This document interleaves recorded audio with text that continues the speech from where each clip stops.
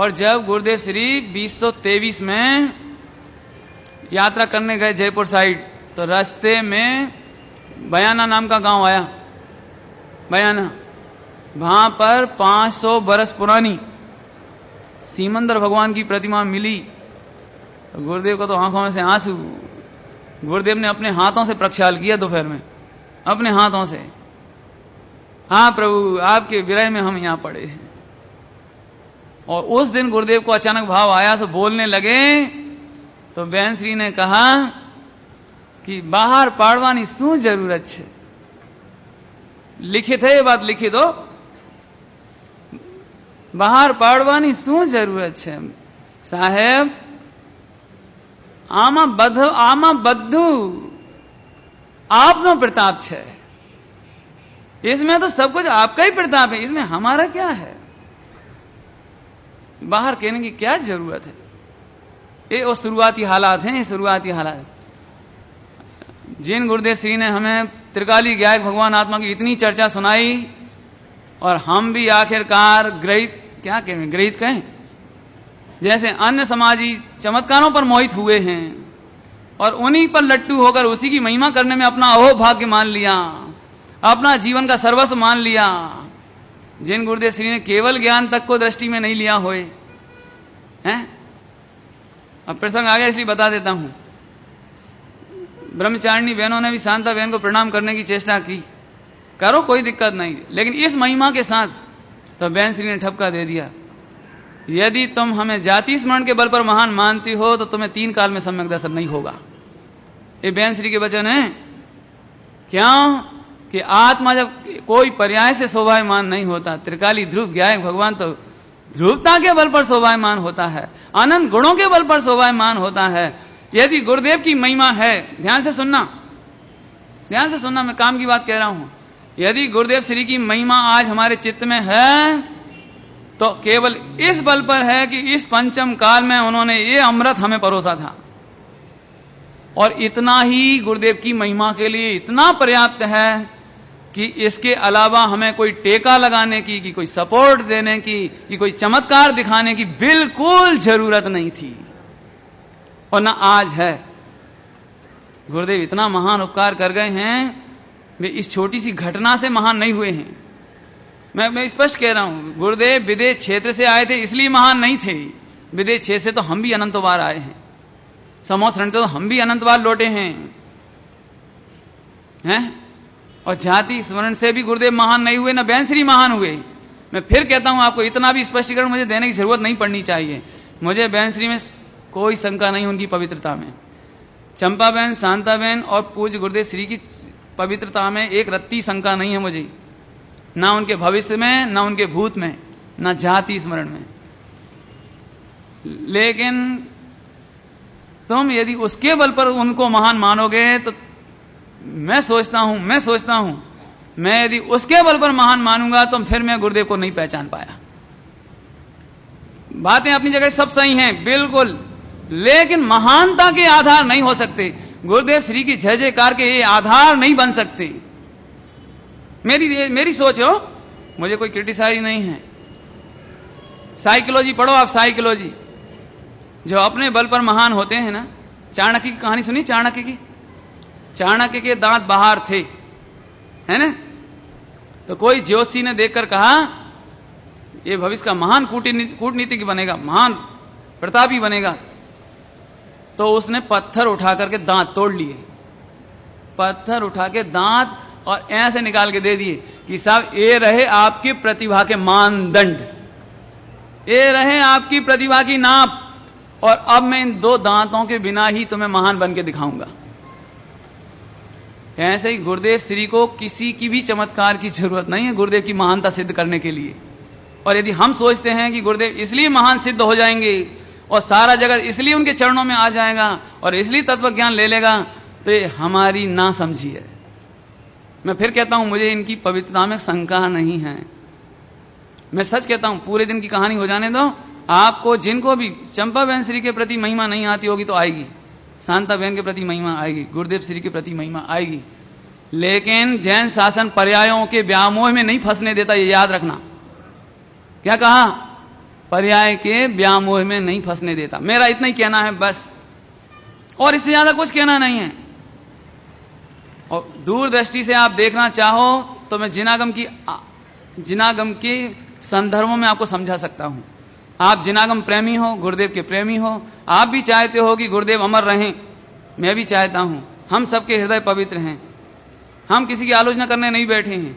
लेकिन मैं आप एक छोटा सा हवाला देता हूं, आप निर्णय कर लेना बस। जिनागम ये कहता है, समृद्ध परंपराएं ये कहती हैं, जिन शासन की गंभीरता ये कहती है कि केवल ज्ञानी दिव्य ध्वनि में जो घोषणा हो उसकी स्थापनाएं हो सकती हैं। भावी तीर्थंकरों की आदि आदि हो सकती हैं, लेकिन जाति स्मरण के आधार से भावी तीर्थंकरों की प्रतिमाओं की स्थापना का विधान नहीं है। क्यों? अब प्रश्न हो सकता है क्यों? क्या हमें गुरुदेव में शंका है, बहनश्री में शंका है, जाति स्मरण शंका है? बिल्कुल नहीं। लेकिन आज हम एक नई बात खड़ी करके स्थापना कर सकते हैं, कोई नहीं रोक सकता, हमें कोई नहीं रोक सकता। लेकिन कल मैं कहूंगा कि मुझे भी जाति स्मरण हुआ है, मैं भी भावी तीर्थंकर हूं। आज कोई आचार्य, कोई साधु, कोई आर्यिका ये घोषणा करोगे तो वे तुम्हारी जाति स्मरण शंका करेंगे, तब तुम्हारे गुरुदेव भी शंका के घेरे में आ जाएंगे। या तो तुम्हें उनकी प्रतिमाएं भी उतने ही आदर से अपने मंदिरों में रखनी पड़ेंगी, रखनी पड़ेंगी। कौन तैयार होगा बोलो? हम गुरुदेव की तो रखने तैयार हैं, लेकिन इसके बाद क्या होगा? आगे आगे सोचो। अभी 18,500 बरस में कितने छली और प्रपंची आएंगे, वे भी अपने आप को तीर्थंकर घोषित कर सकते हैं, वे भी अपने आप को न जाने क्या क्या घोषित कर सकते हैं। उनकी भी बहुत सारी ब्रह्मचारिणी बहनें हैं। यदि उनने किया तो क्या होगा बोलो? मैंने आपको पहले ही इशारा किया था, अपने आप ही ऐसी घटनाएं हुई ना, आखिर अपने आप को भविष्य का कुछ ना कुछ घोषित करने के चक्कर में रहे ना, तो जब वो दो फेल हुए ना, दो आदमी, तब फिर गुरुदेव पर भी शंका होने लगी, बहनश्री पर भी शंका होने लगी। इसलिए हमें तकलीफ होती, और कोई तकलीफ नहीं है। हम नहीं चाहते कि हमारे गुरुदेव कोई उंगली उठा सके उन पर, हमारी बहनश्री पर कोई उंगली उठा सके। आप बता, सोचो शांति से। आज मान के चलो 500 मुनिराज 18,500 बरस में, मालूम है 24 तीर्थंकरों की प्रतिमाएं गौण हो जाएंगी, और हर साधु, हर आचार्य का अपने अपने चाहने वाले सेठ हैं। आज विद्यासागर जी को कहने की देर है बस, उनके भाभी की मूर्ति बनने में 1 सेकंड देर नहीं लग सकती। ऐसे करोड़ों न्यौछावर करने वाले हैं उनके पास। शुरुआत समंत भद्राचार्य से होगी। समंत भद्राचार्य भावी तीर्थंकर हैं, सबसे पहले उनकी प्रतिमा विराजमान की जाएगी, और इसकी आड़ में फिर औरों की होगी। अब क्या करोगे? हम उनकी जाति स्मरण में कैसे शंका करेंगे बताओ? लेकिन दिव्य ध्वनि केवल ज्ञान वो बिल्कुल अबाधित है, 3 लोक में उसे कोई चैलेंज करने वाला नहीं है, इसलिए हम खुल के कर सकते हैं। इतनी सी बात के कारण हिंदी भाइयों के प्रति और गुजराती भाइयों में इतनी सी दरार है, बस केवल ना समझ की, और कुछ नहीं। भाई साहब, आप गुजरात में होना तो आप बहुत सुरक्षित हो। हम बुंदेलखंड की गली गली में साधु घूमते हैं हमारे यहां। हमारे गांव गांव में हम जब जाते हैं तो हम ही जानते हैं। हम ये बात जो आज कैसेट में निकल के हमारे गांव में चली जाए तो अब भी वही तूफान होगा जो गुरुदेव के समय में हुआ है। आपको पता नहीं ना, दिक्कत तो ये है। प्रकाश चंद जी झांझरी टीकमगढ़ से कैसे रातों रात भगाना पड़ा है। हजारों की तादाद में लोग डंडे लिए खड़े थे, चाकू लिए खड़े थे, गोला बारूद लिए खड़े थे। पुलिस के संरक्षण में कैसे भगाना पड़ा। हम ये नहीं कहते हमें गुरुदेव में शंका है। हम सब गुरुदेव के नाम पर एक, बहनश्री के नाम पर एक, जाति स्मरण के नाम पर एक, और उनके भवितव्य के बारे में एक। लेकिन हमारी मजबूरियां हैं, हमारी समृद्ध परंपराएं हैं, उनने बहुत दूरदृष्टि दी है। और मैं आपको ज्यादा नहीं कहना चाहता, चूंकि प्रसंग आ गया इसलिए सुन लो आप। भोगी भाई अहमदाबाद,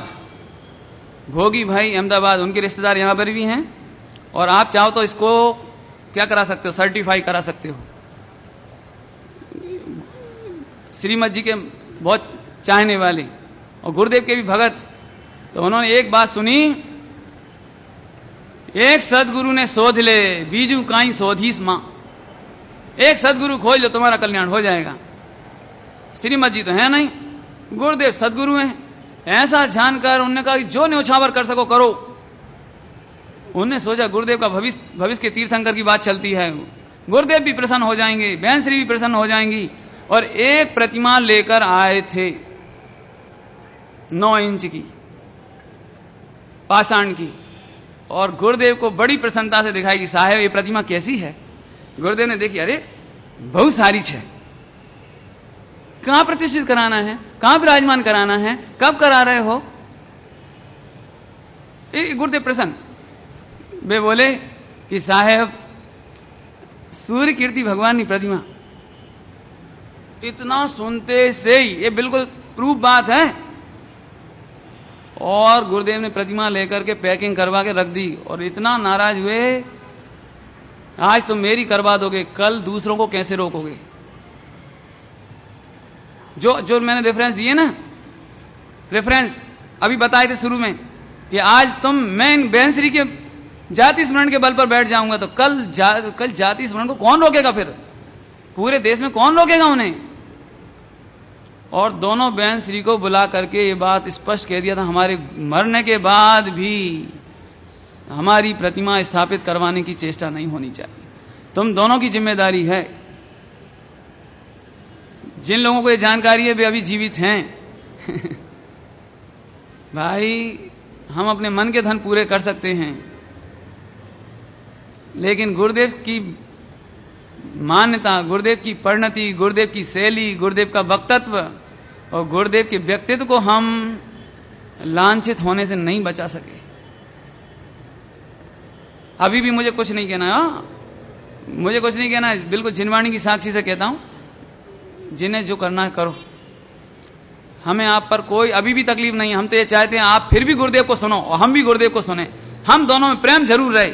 जो बीत गया उसे बीत जाने दो, जो गुजर गई उसे गुजर जाने दो, हम उसे हुंडा अफसरपनी का दोस्त समझ लेंगे। अभी तो ऐसा और भी होगा भविष्य में, लेकिन हमें इससे कोई तकलीफ नहीं है।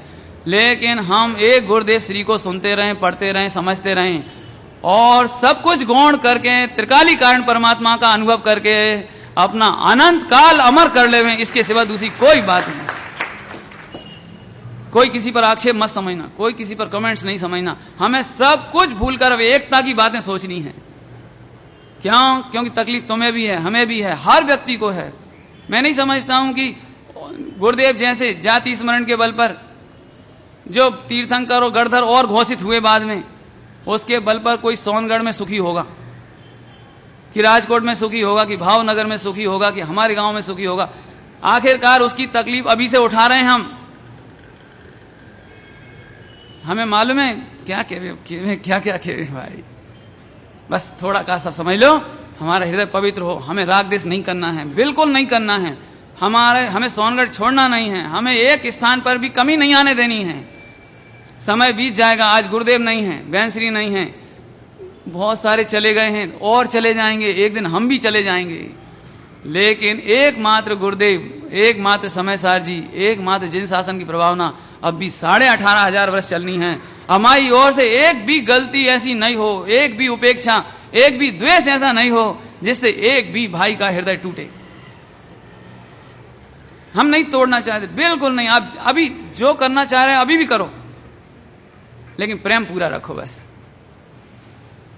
और जो आपको करना मैं अभी भी नहीं रोकता, हम होते कौन है रोकने वाले, लेकिन हमने आपको गुरुदेव का आत्मा और बहन श्री की आत्मा भी बता दी। बहन श्री ने खूब नहीं, इसमें क्या आमस हूं, यहां केवल ज्ञान की कीमत नहीं ना, जाति स्मरण सो कीमत।